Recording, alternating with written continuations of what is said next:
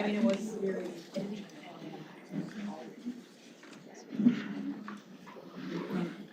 Yeah, be a little bit closer. Great. I think we can go ahead and get started. Rosie, sorry for the delay. We're just kind of gathering.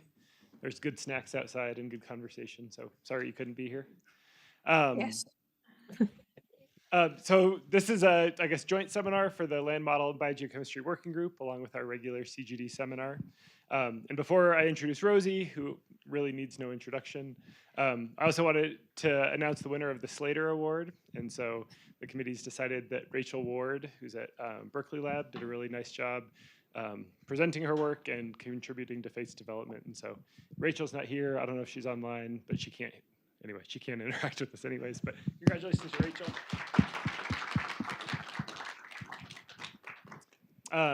And so Rosie Fisher came to NCAR, I didn't memorize this very well, 2004, 2005, I'm guessing? No, it was after that. 10. What? 2010. Okay. Yeah. Came to NCAR in 2010, left in 2017? 18. 18. Details. Went to France for a while and now is at Cicero in Norway, and notably is the other co-chair at the Land Model Working Group. So it's a pleasure to have Rosie here, and as well as being the co-chair of the Land Model Working Group, she's a co-lead of the FATES development team, and it's applying FATES to the NorESM model. And so today we'll get to hear some about the NorESM development for CMIP7 as well as FATES development that Rosie's been leading. So with that, Rosie, if you want to take it away. Brill. Thank you, Will. Can you all see my slide properly? There's not kind of like stuff in the way of it or anything anymore. Is it all good? Okay.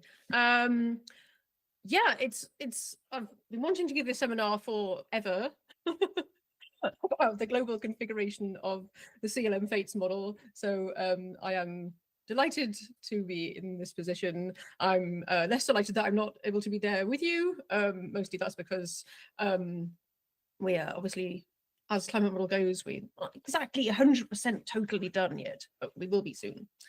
So I am presenting this seminar on behalf of lots of people, right? These are thank you slides. I'm presenting this on behalf of a huge team of people who contributed to the development of FATES over the years. There are many, many of them. And so I have like a lot of acknowledgement slides. The first is about the NorESM land team who work in Oslo, Kjetil Aas, Jesse Needham, Marit Sandstad, Matvey Debolsky, and Marianne Vertenstein. Your loss is very much our gain in that regard. We've all been working on making this operational for the last couple of years. This is Forskningsparken, the Oslo Science Park, where Cicero is, where we work, just so you know what that looks like. And obviously also the core FATES development team, Charlie, Adriana, Ryan, Greg, Sam, Marcus, Jennifer, many other people work on FATES as well. Then the CTF7 development team, especially the people who've been developing this through the years, supporting our efforts, Will, Dave, Gordon, Eric, Keith, Sam. Did I say all of them? Yeah, anyway. And then further afield, the NG Tropics team, the Department of Energy project, which has supported the FATES development and testing. Jeff, Lara, Chongyang, Alistair, Anthony, Stuart, and Nate have been very kind of critical people involved in getting FATES sort of supported and developed over the years. And the NorESM team, not going to name all them. So these are all the people who work on NorESM, more or less. We're a small but mighty and dedicated crew. And to you all, the entire FATES and CLM community, for inspiring and cheerleading, adopting this work, whether you work on FATES or CLM or anything like that. So what is NorESM? What is FATES? What does FATES do and do not do in NorESM? How are we doing our tuning? How does it work? And what is next? Those are the things I'm going to talk about in my slides. So what is NorESM? My slide on my picture is going slightly off to the left. Can you see the full W in this picture? No. And also, is there any way that you could click on hide at the bottom of your screen? Hide. Will that make the W come back? Oh, maybe not. Oh, no, that's great. No, the W is still gone. I don't know why that is. Maybe it's just the W. Maybe it's just the W. Sometimes that happens to me. I can't see the edge of the slides. Okay, so what is NorESM? So you can think, if you don't know what NorESM is, you can think of it as an enthusiastic Scandinavian younger cousin, younger sibling of CESM.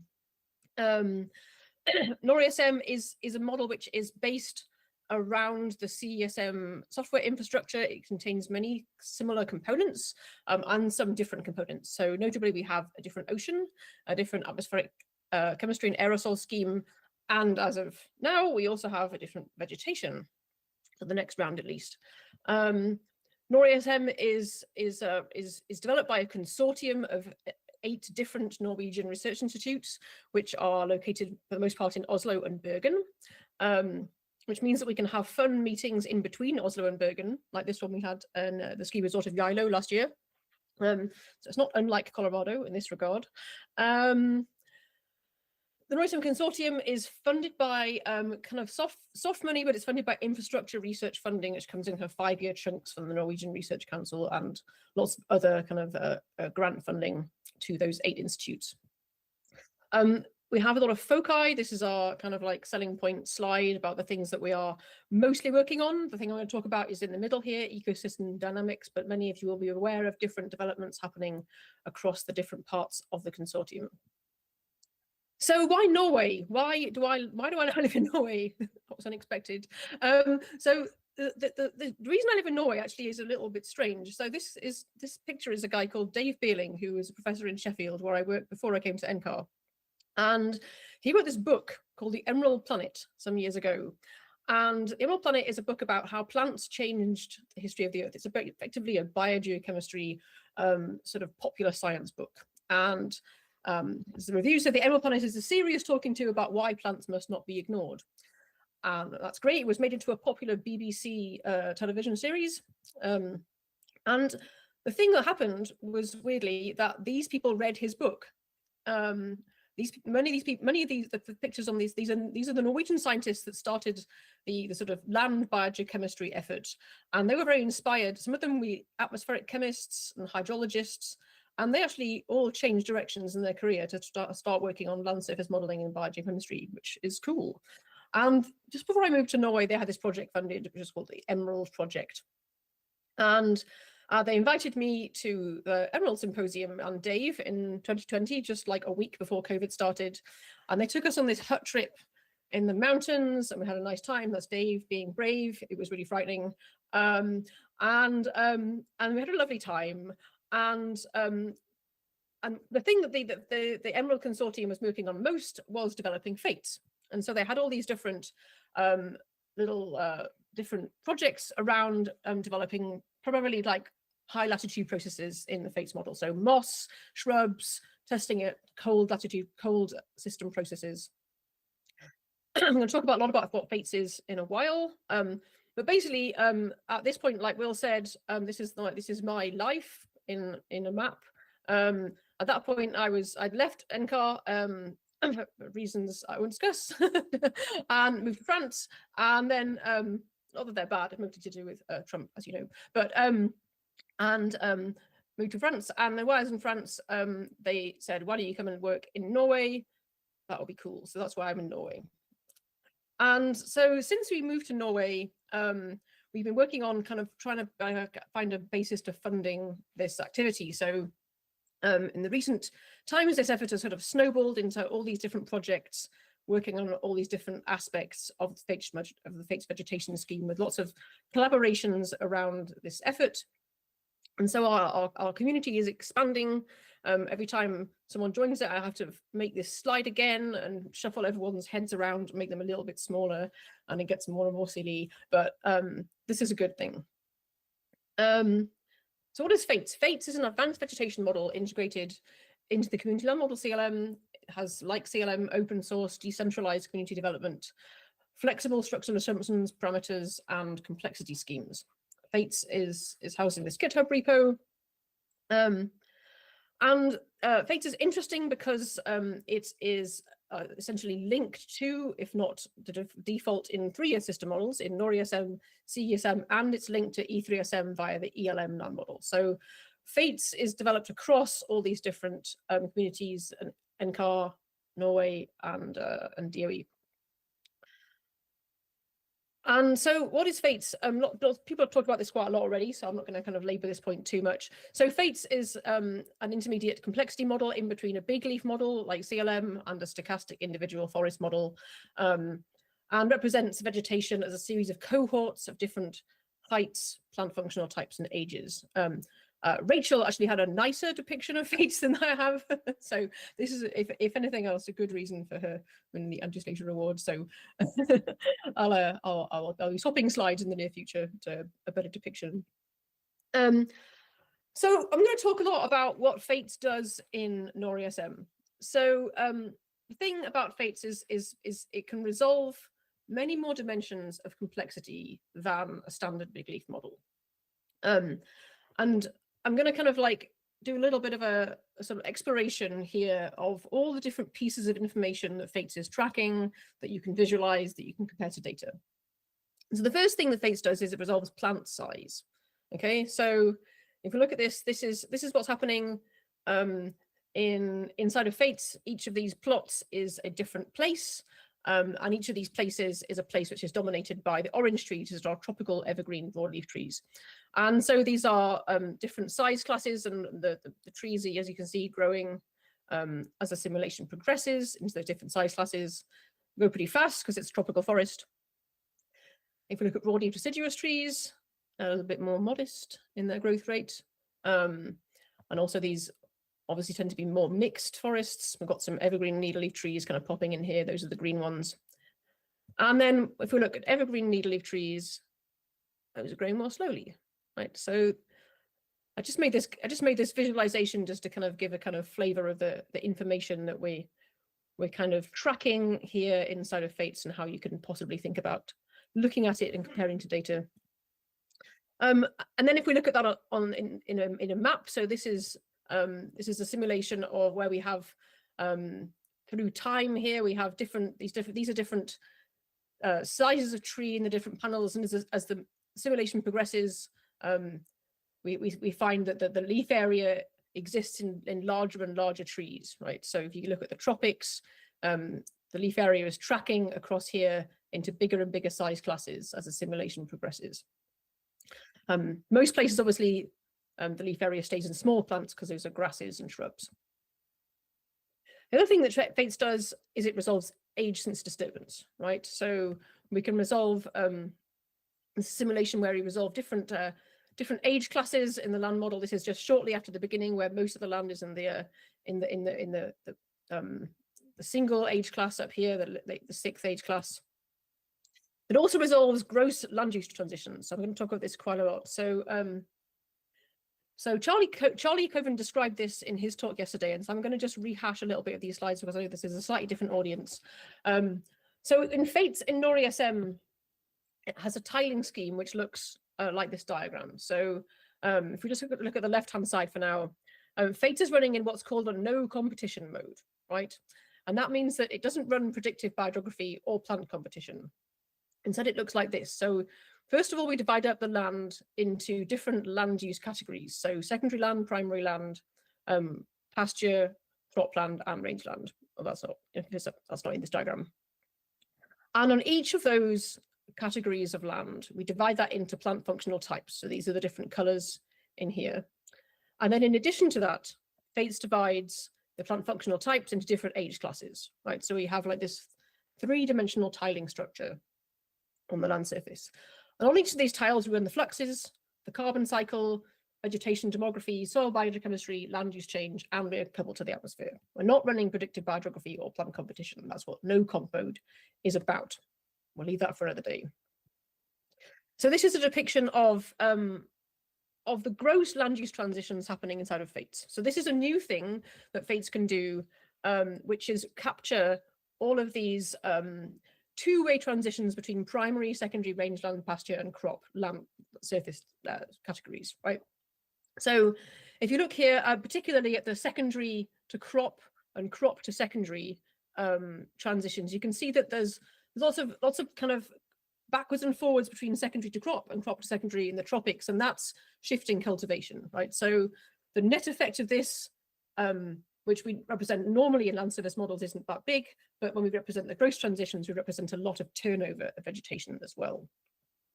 So these are the net transitions over that time series. We can see that primary land in the top is going down and turning into all these different land categories as the simulation progresses. And so this is what we end up with. And this is our 1850 spin up, I think. Yeah, 1850 spin up. So we end up with primary land, secondary, rangeland, pasture, and crop, as they are given to us by the LUH2 land use transition dataset. And we can read that directly in FATES and just pull it into the model. And this figure that Charlie showed also has how those categories are broken up by age. So the dark green are the older categories and the light green are the younger categories. So FATES resolves other things. It also resolves vegetation mortality. In big leaf CLM, vegetation mortality is a constant turnover of, I think it's 2% of all trees die every year. The reason we're interested in vegetation mortality is manifold. It's firstly to think about carbon feedbacks, think about sort of ecosystem, Earth system scale impacts on the carbon cycle of climate. Vegetation mortality obviously is a big deal for biodiversity. It's a big deal for the sort of idea of tipping points in the climate system. And obviously it's also a big deal for life on Earth in general. We like to think about everything in our land surface models as being kind of framed in an impact on ecosystem services and human populations. But really vegetation mortality is about killing living ecosystems, and that's, in my view, a fundamental good that the world should have in it. So to that end, FATES has numerous mortality processes which it represents. It represents background mortality, which is the kind of standard turnover, carbon starvation, hydraulic failure, which I've got in quotes because it's not a direct plant hydraulics process, it's driven by soil moisture, fire, logging, impact mortality, which is when big trees fall over and kill small ones, freezing mortality, size-induced mortality, so big trees die faster than small ones, and termination, which is a sort of what happens when they run out of carbon entirely altogether. And so this work was kind of motivated in the first place by some work by Nate McDowell back in 2008, when we started introducing the carbon starvation and hydraulic failure. And I just wanted to kind of like recognize that there's this big literature which is supporting this idea of dynamic vegetation mortality, the need to represent that explicitly. And so this is the one I have to press go on. So these are all the different mortality processes happening in FATES from the beginning of the simulation. Okay, so we've got fire and hydraulic failure happening in kind of drought stress regions. We've got background happening everywhere there is biomass that kind of gradually builds up. We've got carbon starvation, which starts to happen where we have where the canopy becomes closed and we start to get plants existing in the understory. And we have harvest on the bottom right, which is happening every year because that's when the harvest data comes into FATES. We'll probably turn that off to make it every month, but for now it's every January. So you can see right now the carbon starvation coming in once this forest canopy is closing, which happens first in the Atlantic forest in Brazil. And you can see some size starvation mortality gradually starting to happen when the trees get bigger in the Amazon up here. So it's interesting to think about all these dynamics. We've only just really started to scratch the surface of how to calibrate these, how to compare them to data, and it's been a really interesting journey, kind of trying to think about how these mortality processes trade off with each other. There's lots more science to do here, so I'm very excited about all these things that we have implemented already. FATES also simulates fire vegetation interactions. It simulates, in particular, size-dependent fire mortality. This is a paper by Jackie Schumann, where she shows the mortality in different diameter classes caused by fire in South America. So basically what happens is where we have fires, they tend to kill off small trees with thin bark. And if you're a tree, once you've grown up past a certain size class, then you've escaped the impact of fire. Which ecologists call the fire trap. So we simulate that inside of FATES. I haven't got a good visualization from NorESM yet, but does work. There's also work on fire dynamics using the kind of ecological realism in fates happening elsewhere in the fates community. You want to just kind of call some of that out, which is happening particularly in Californian fire systems, which is all super cool and interesting, and you should check that out if you haven't already. Fates also resolves plant allometry. So fates trees look like real trees, which is a new development in addition to what happens in the kind of carbon box centric perspective of the sort of big leaf CLM model. And so this is a figure that Jesse sent me earlier, and her and Adriana have been working a lot on calibrating fates allometry to kind of real databases. This one's called a BARD database, or a BARD database, which we've used here to calibrate fates size, DBH height relationships. We have a lot of parameters which control relationships between above ground biomass, leaf biomass, height, crown area, root biomass, etc., etc. And so we can kind of create this kind of quite high dimensional representation of exactly how trees look and allocate their tissues. And then finally, plants resolve seed bank dynamics, right? So plates generate seeds. This is a figure from Rachel's talk yesterday. Sorry, I didn't. Oh, I did write it. I don't know. And fates generate seeds. Those are recruited into the smallest size classes, like we saw earlier. And you have to kind of get this right. You have to have not too much seed limitation, not too many seeds, if you want the model to look okay. So there's a lot of degrees of freedom here. That's probably enough degrees of freedom, but just for what it's worth, the things that we have, there are a bunch of things in fates that we haven't yet turned on in the NorESM. So we haven't turned on the plant hydraulics representation, the nutrient cycling, the seed dispersal, the crown damage module, or the vegetation competition and dynamics components. Those all work in fates. They all they're sort of all operational with each other inside the code, but this is where we are with the operational version inside of NorESM 3. Things that are not included at all are crop harvest and phenology, like we discussed a couple of days ago. Fates is not yet connected to Mimics or Mimics Plus, although we have a postdoc who's about to start at the University of Oslo who will work on that, or BEX, and we're also going to be working on that coming months. If you want to think about these optional things, there are lots of papers which describe those. Ryan's paper on the nutrient hydraulics, John Yang's paper on fates hydro, Jesse's paper on crown damage, and so on. So fates has way more degrees of freedom. It can, in principle, look more like the real world, but how can we get that all to work nicely? Obviously, like, this is the first thing people think when I show them these figures, and they're like, "But what the hell? Like, how can you possibly have a model that complicated?" And so, obviously, been working really hard on getting fates to look like the real world. One thing that helps is that because fates actually genuinely simulates the real world in a way which has greater ecological fidelity, it is in many ways easier to make it look like the real world because it should look like the real world. Right, so that helps with our comparisons to data a great deal. What I've basically been doing is following a similar calibration framework to the one which you guys have been using at NCAR, this kind of iterative perturbed parameter ensemble, creating a Gaussian process emulator, using that to find parts of the parameter space which fit the observational metrics and constraining that in this iterative loop. And this is Linnea's figure, which is very nice. And I know she's been doing kind of parallel effort in CLM-6 of that sort. And so one thing that we do in fates a little differently is we've been using this idea of this calibration cascade, where we basically split our calibration process into one where we use the satellite phenology mode, where we calibrate the parameters that control the fluxes, which in fates are kind of separate to the processes which control the carbon cycle. So we can do this because VC max is an input parameter into fates. So in CLM, VC max emerges from the nitrogen cycling, but in fates it's a fixed input parameter, and so we can split out these two parts of the model space. And so Adriana's been working on the SP calibration, so that's been kind of her effort. And the kind of first paper that she made as part of this was this one at a time parameter perturbation ensemble.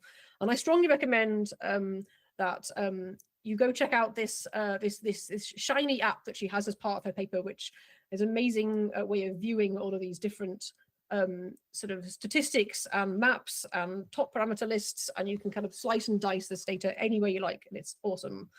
So we've used that like a lot and trying to use this create this calibrated version. And just to kind of flesh this out a bit, this uses a sparse grid sampling to speed up the process. This is a one at a time parameter ensemble. These are the top parameters for GPP inside of FATES. Like I said, VC max is just one parameter in FATES rather than many in CLM. And so it comes out as our top control over GPP because the photosynthetic capacity is always the dominant parameter over that. And then we do a Latin hypercube of the top parameters in that. This is Adriana's figure from a while ago of the Latin of the Gaussian process emulator, which emulates that Latin hypercube. And then we can use the observations to sort of filter out which parts of parameter space are not rejected by our data. And so that this is a very old figure. Probably should get an update of this one. But basically, this allows us to kind of generate photosynthesis fluxes, which are and photosynthesis and evapotranspiration fluxes in SP mode, which are well calibrated. And what that tells us is if we have the flux parameters calibrated properly, what tells us that if we get the leaf area index right in the carbon cycle, we should get the fluxes right in the fully coupled version of FATES, right? So these my slides are my slides are advancing without me wanting to do that. I don't know how to change that, but I'll keep on top of it. So then the next stage of this calibration process, after we've calibrated the satellite phenology flux parameters, is to calibrate the carbon cycle, calibrate the allocation, the seed bank dynamics, the demography, the mortality fluxes, and that kind of thing. And so that's what we've been kind of spending most of our time on in the NorESM community. And as you probably are aware, when you calibrate an Earth system model, you have to travel many paths, and some of these paths go well. So this is an example of a well-behaved calibration where this is photosynthesis for broadleaf trees in tropical forests. And so what we find here is that the VC max top is the main parameter which controls this output on the y-axis out of these 5 parameters that we're testing here. This gray bar is the observational range, and so this is a nice and easy calibration target. Sometimes this doesn't go as well, yeah. So this is part of an effort that we had to try and calibrate what was happening with the C4 grasses, which didn't have anything, no, which had far too much latent heat flux, right? So we realized that we had this large latent heat flux bias in the global model in the tropical regions, particularly in the semi-arid regions. And this wasn't really amenable to like any parameter modifications that I made at all, right? So if you want to read this issue on our NorESM CTSM page, you can watch me telling myself a very long story about how none of the parameters had any impact on this. Even when I went through Adriana's entire thing and couldn't find any of the parameters that worked. It turned out what was happening here is a structural problem. And so we fixed this by going into the model and actually Ryan implemented a way that we could change how soil moisture stress impacts the minimum stomatal conductance. So our default was that stomatal conductance is not affected by soil moisture stress.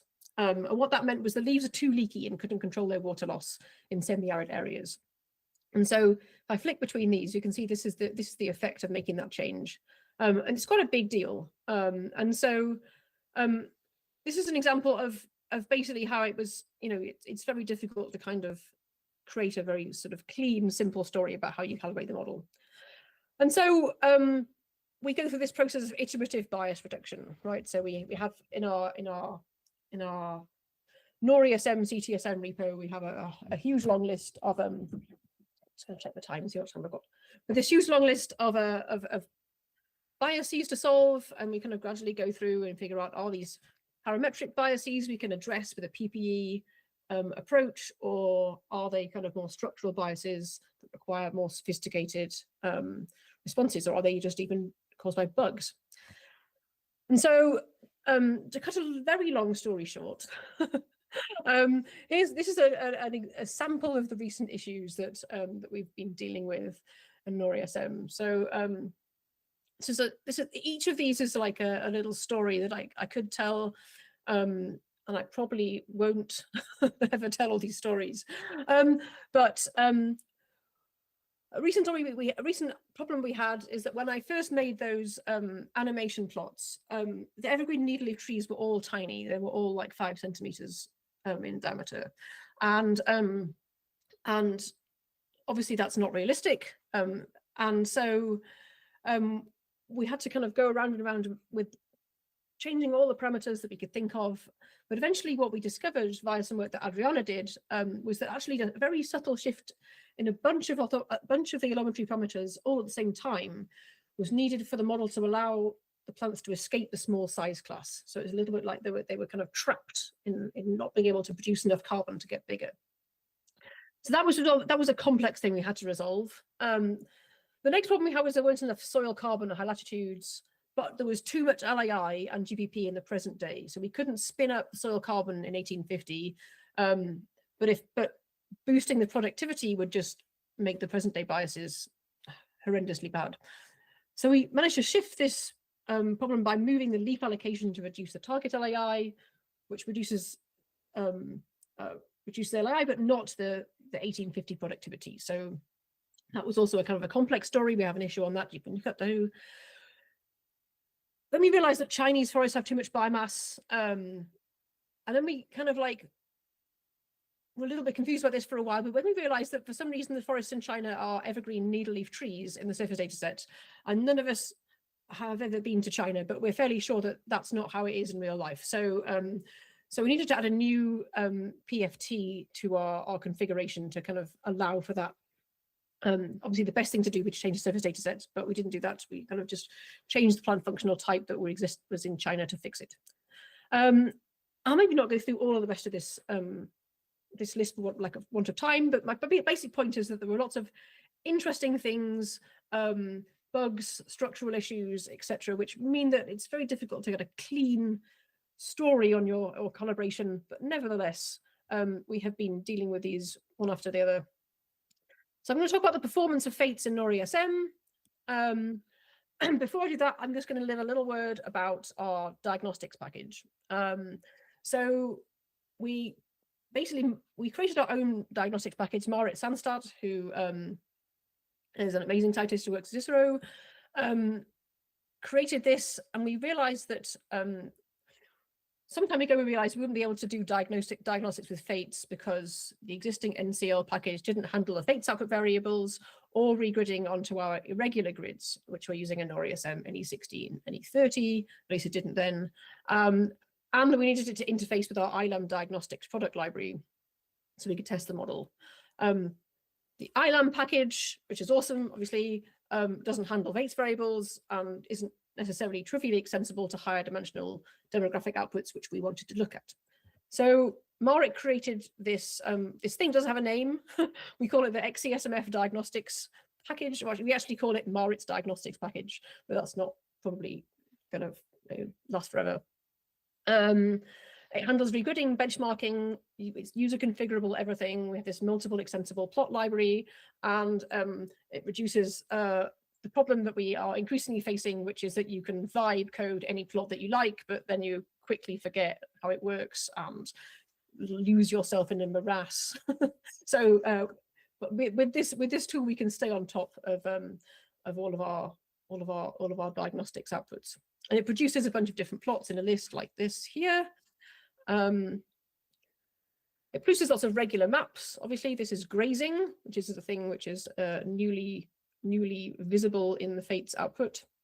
It also produces output along a bunch of different dimensions in FATES. So the kind of thing I was showing you earlier, it produces plant functional type dimensioned output, size class dimensioned output, fuel class dimensioned output. We have 6 fuel classes in FATES. Fire model produces land use type dimensioned output. And it can also, FATES can also produce a bunch of higher dimensional output than this, right? So this GIF that I produced earlier is size by PFT dimensioned output. But Charlie and Ryan some time ago, and maybe Greg, introduced this this capacity in FATES to output variables along a huge array of different higher dimensional output categories. So you can do size by PFT, values by PFT, patch age by PFT, size by land use class, and so on. And then you can even do higher dimensional than that. So you can do size by patch age, by plant functional type, and that kind of thing.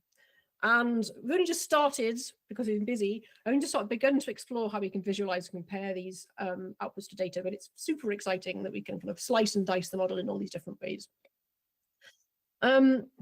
So where did we get to? So I'm going to show you a bunch of benchmarking plots that look like this. They have the model on the left, data product in the middle, and the bias on the right. So this is where we are with evapotranspiration. So for most things, there's more than one data product. And so you kind of, you know, you're doing a reasonably good job when you're not sure which data product you should believe anymore. So that's where we are in the case of evapotranspiration. Our model is kind of somewhere in the observational range of these 2 data products. For GPP, that's the similar case, with the exception of the high latitudes. The reason for that is the soil carbon issue that I described earlier. Means that we still have to have quite high productivity in the present day to allow soil carbon accumulation over the past millennia. Haven't managed to resolve this yet. It might be a structural issue with photosynthesis or fertilization or something. So missing from the model, could be nutrient limitation, could be sink limitation, I don't know, but that's how it is. Leaf area index, we're sort of between data products apart from AVHRR in the boreal forest. I don't believe AVHRR in the boreal forest. I'll show you why later. But AVHR in the boreal forest thinks there are no leaves in the boreal forest in the wintertime, and I've personal experience that that's in fact not true. So so we believe MODIS in the boreal forest, so we're looking better for that. This is the vegetation carbon. Vegetation carbon has notably different data products. This is the reason behind the fact that the European Space Agency launched the biomass satellite last year to try and kind of resolve some of these discrepancies between our estimates of how much biomass there is in terrestrial systems. If anything, FATES is a little high for tropical forests here, but we're not doing too badly. We can also look at seasonal cycles of all of these things. This is a seasonal cycle plots for the Amazon, and these are the seasonal cycle plots for Europe. So we're not too bad apart from burned area, which is way too high. So where are we with the land use change and the historical carbon cycle that we was brought up yesterday by Charlie, and then later by Adriana when she had this this kind of indication of the FATES and CLM-GPP estimates diverging. So this is where we were at lunchtime today. We were a bit confused about what our FATES outputs look like, and we had this plot of the flux of CO2, but we hadn't really compared it to observations, and then Adriana kind of alerted us to the need to do that. And I just need to kind of say that this is where we are now. This is a plot that Jessie sent me 1 hour ago before this talk, and so kudos to her for figuring this all out in the last day. So this is very preliminary results from the FATES historical transient simulation, and what they show is that this simulation that we're looking at here seems to have a carbon a much greater carbon source in the historical past than the standard set of observations from the trendy global carbon budget spread. But it also has a faster, a stronger carbon sink over the last 50 or 80 years than over the sort of CO2 fertilization period. So this is a very preliminary result, right? I don't want to kind of like read too much into this, but it is very interesting. If we go back to Charlie's plot, we can see that his plots deviated enormously in the historical past on whether or not they cut down trees and rangeland, right? So this is what happens when we do cut down trees, when we convert particularly the Brazilian savanna from primary forest to rangeland. And the top is what happens when we don't do that, right? You can see that when we do cut rangeland down, we get this huge efflux of carbon into the atmosphere from FATES. But the interesting thing about this is that real life looks, if you look at Charlie's presentation from yesterday, real life looks a bit more like the fact that we did cut the range down is more realistic, right? So so this kind of like points to a bunch of interesting dynamics happening inside FATES with historical land use change.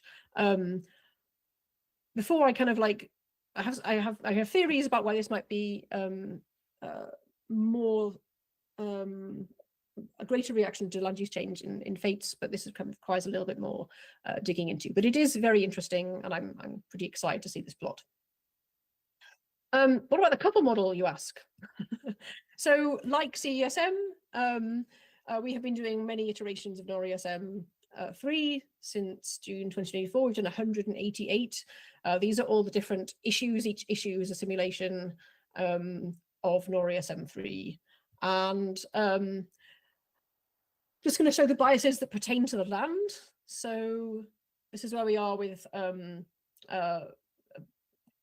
tag is this beta 11. Beta 11 is our current tag. So this is the preset biases that we have right now. You can see that they have this bias, and the main thing from the land perspective is that they have this bias of dry bias over the Amazon, high bias over the Andes. We have quite a lot of precip in Africa as well. This Andes Amazon pattern is basically uniform to all Earth system models. There are essentially none that don't show this pattern in SMIP 6. And also, this is a comparison between NorESM 2 on the bottom and NorESM 3 on the top. And you can see that our preset bias is almost exactly the same as they were before, which I don't know. that's funny. Apart from this this increased precip over Africa. What's not the same is that we have a cold model. So NorESM has cold biases and temperature. This wasn't the case in NorESM 2. So NorESM 2 was a bit too warm. NorESM 3 is a bit too cold, particularly over Arctic, right? And this is proving more problematic for building up soil carbon as well. So we're working a little bit on this. Still, we've been doing a large perturbed parameter ensemble activity in NorESM 3, which we're hoping will provide some pointers. That's not necessarily what my expertise is on, but that's what we're doing. So the impact of the differences between the coupled model and the offline forcing is in these next plots. So this is coupler hist versus crude JRA. So this is latent heat flux. Obviously, more rainfall in Africa causes us to have more latent heat flux there. This is GPP. We have some low GPP in the places where we have this low rainfall bias that kind of persists into low LAI. But broadly, our flux metrics and LAI are not all that different in the coupled model than offline. So not too panicked about that. I did that one already. So CLM-FATES is operational within the near final version of NorESM 3 and will be to default vegetation in CLM post CESM 3. Norwegian land modeling communities rapidly increasing our numbers, knowledge, and capabilities, which is fun. And so, yeah, we have plans. I'm going to talk about particularly about the NorESM future plans, because I can't speak for everyone using FATES. It feels a little bit like this guy, Johannes Hørsfeldt, who's everyone's favorite Norwegian at the moment, who has lots of momentum and speed. It's probably a little bit knackered. So unlike Johannes Hørsfeldt, we have to run lots of MIPS. We have a project where we specifically promised to run a bunch of MIPS. The land MIPS in particular, we're targeting Architect, Scenario MIP, C4 MIP, WeMIP, which is a new warming-induced emissions MIP, which is an offline MIP, LMIP, which is also offline, and Trendy GCB, which is also offline. Then we probably contribute in some way to the ones on the right-hand side, but we haven't necessarily finalized what we'll do with them.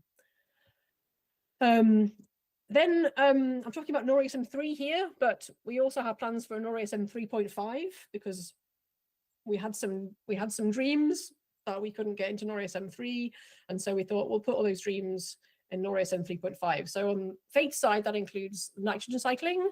We promised to add BECCS to this model so that we could do interactive CDR and interactive fire emissions, because we have lots of people who are really interested in atmospheric chemistry feedbacks in our community here. And whatever else we feel like we have the ambition to put in the interim. Calibration and benchmarking, we have a lot of projects targeting, thinking about these higher dimensional observations and how we can compare FATES to forest structure and turnover satellite products. We have a project looking at specifically forest inventory data from Europe and Norway.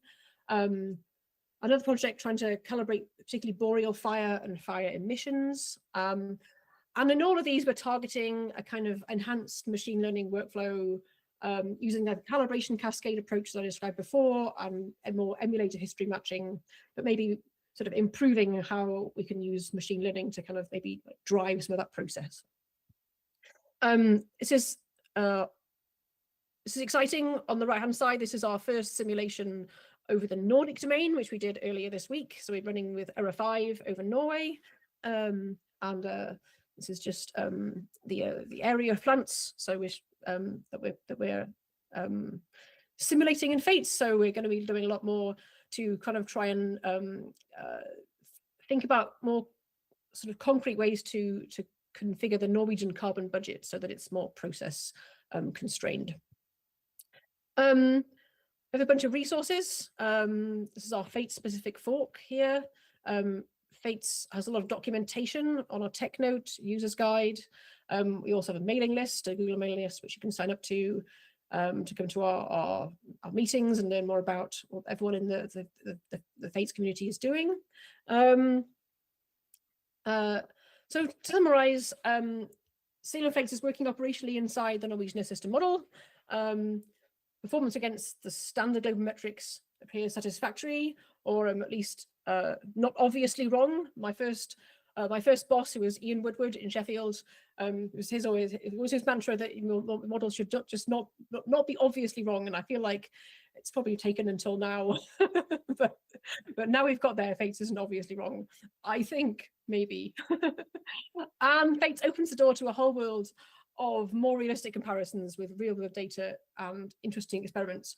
And I'm really excited about this. I'm really excited that we can really look at the real world, and particularly with these land use predictions and things about forest turnover, tree mortality. We can really look at the real world and say, what are our understanding of the living systems of Earth?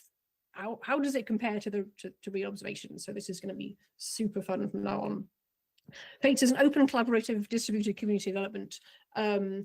We have expertise distributed across many centres, many countries, many individuals, and we will be very hard to erase. On which note, I want to say this. To cry. This whole thing, this idea of NCAR is beautiful to improve our understanding of our planet through this shared, cooperative, intellectual team effort. And this has got me out of bed, like, every day for nearly 2 decades. And yeah, thanks to all of you. I didn't expect to cry. I'll pull myself together. Okay, thanks a lot. Great, thanks, Rosie. Questions for Rosie? You go ahead and introduce yourself too, because Rosie can't see you. Hi, Rosie. This is Christina Shado from the Woodwell Climate Research Center. This was a great presentation, and thank you for showing all the differences. I'm curious about the computational load for FATES versus CLM, and how much more computational power do you need with FATES? And I've been working with a reduced Earth system complexity model, and that goes really fast. And this, I wonder if you say more realistic, does that mean really slow for how it runs, or I just don't understand it enough, so. Yes, it does mean it's slower. Okay, but that's not always a bad thing. It's just it's not magic, but yes. So we do know the answer to this. So it's somewhere between 3 and 5 times more expensive at the moment. But Ryan Knox is working actively on trying to figure out if we can, speed up some of the more expensive calculations. All the expensive calculations are just in this one bit of code in the photosynthesis radiation scheme, well, photosynthesis smart conducting scheme, really. And so he's active. We haven't really worked on this, right? We've been trying to get to this point where everything looks sensible. But we have thoughts. You can talk to Ryan. He has thoughts on how to speed it up. So it won't necessarily stay that slow. It's not dominating any of our NorESM cost. okay. Put it that way. Other components also increase in their cost as time goes on. So that's where we are. Thank you. Thanks for the question, though. Other questions? I don't know if we have Slido up too. I don't know if there's any questions on Slido. Yeah, Christine. Hey, Rosie. It's Christine Shields. It was great to see. It's great to see you just even online. So my question is many years ago or moons ago, I don't know how long ago, we talked about the application of FATES for paleoclimate.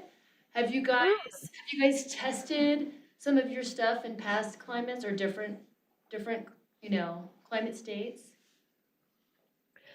Every now and again, someone gets enthusiastic about this, and they're like, I want to do this, and then they kind of like sort of gradually don't do it anymore. And I think probably the reason for that is because we haven't got to this point where we have this kind of a stable global configuration coupled to the atmosphere. Now we're there. That's going to be quite a lot more straightforward to work on, to say, here's the present day, which works fine. Let's configure some either maps with these plants, or even kind of like create kind of bespoke paleoclimate plants. We're also working on kind of like lower plant representations like moss and bryophytes in a separate project. So that should be useful to think about how those affected, lack of stomatal control might affect paleoclimates and things. So there's lots to be done there. But now we're in a much better place than we ever were before. Excellent. Can't wait to see it. Thanks, it was really interesting. You mentioned how things are kind of, when you go to couple mode, things are just kind of okay. I'm wondering, are you gonna also worry about weird things happening as you go into the future in your calibration, or will you just kind of make sure it's okay kind of historically and then let it do whatever it's gonna do? I didn't catch a critical part of your question. You said, are we going to think about something in the future? Yeah, like, if some forest completely goes away in a way that you think is unrealistic under warming, or are you just going to allow that to happen? I mean, that's sort of that experiment is sort of why we're doing this at all, right? So if the model says, the Amazon forest was functioning as like reasonably in this present climate, and then the climate shifts into a different regime, and we trigger maybe some of our mortality mechanisms, that's the hypothesis that the model is created to generate, right? That's saying we think for these reasons it's not the Amazon might not be resilient in this way, and that provides a prediction, but also more questions like, is what's happening here, defensible? Are there other model configurations that we could generate which might not produce that response, and so on? So this kind of, it's always an iterative process, but yeah, that's what it's designed to kind of do, basically. Rosie, I have a question. In our development, we've learned that the carbon cycle in the coupled model looks different enough from land-only runs that we kind of adjusted our land-only parameterization to make the coupled model look better. And that's probably most acute for fire. And I know that FATES uses a different fire model than CLM, and I'm curious what those biases that you're showing in terms of ET and precipitation in NorESM, if you've had a chance to look at anything beyond GPP and AI.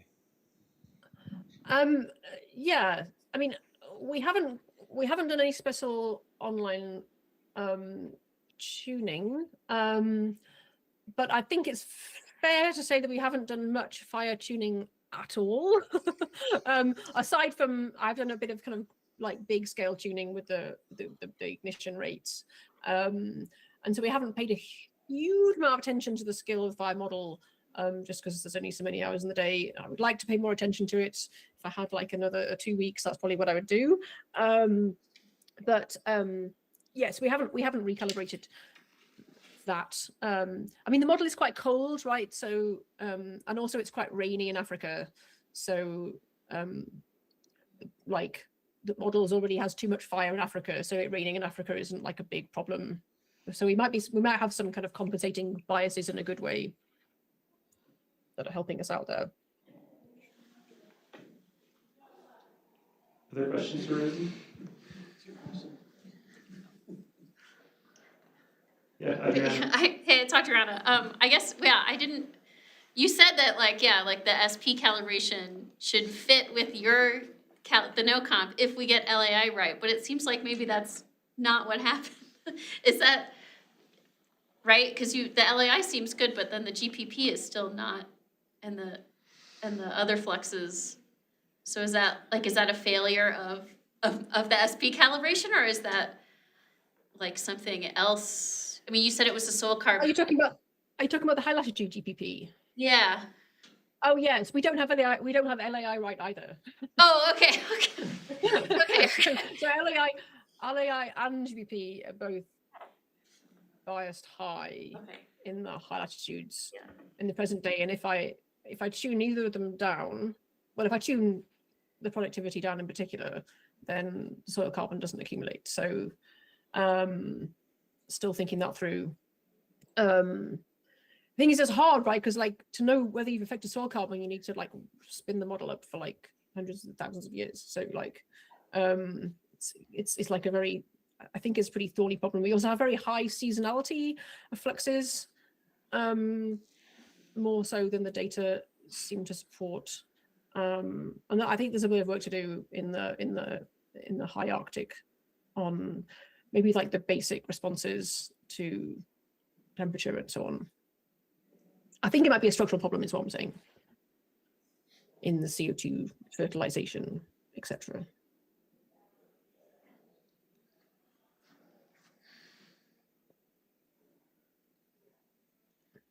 I haven't seen many places where I'm sure that the SP theory has not worked. Like in places where we've been struggling with the fluxes, it's it was also difficult to do in the SP calibration, like the C4.